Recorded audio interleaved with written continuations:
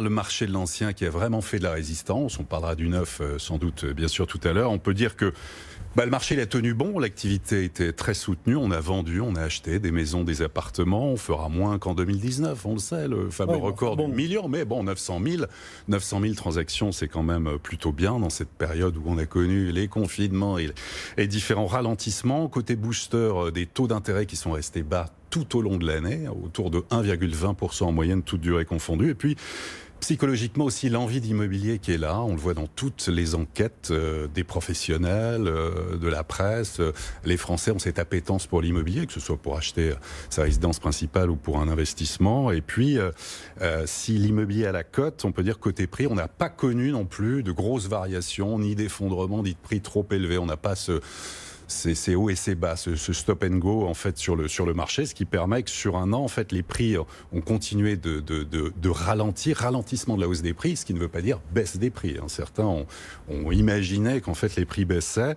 Donc si on prend une photo aujourd'hui, alors on a Paris qui est en tête avec 10 700 € par mètre carré en moyenne. C'est le prix moyen pour devenir propriétaire à Paris.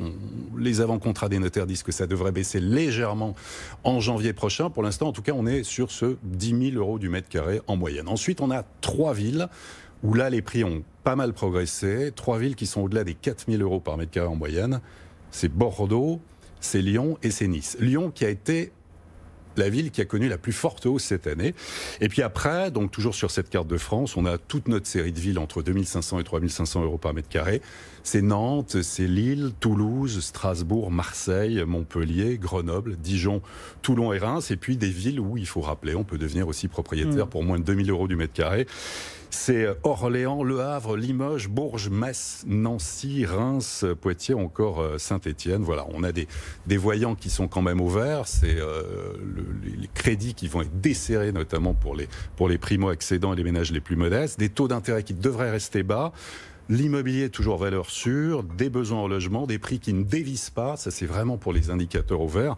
Les voyants rouges, évidemment il y en a, c'est toutes les incertitudes, le manque de visibilité, l'impact de la crise sanitaire, la crise économique, sociale. On n'a pas encore mesuré à date en fait les effets et donc vraiment ce qui est important c'est l'économie, c'est aussi de garder avant tout son emploi.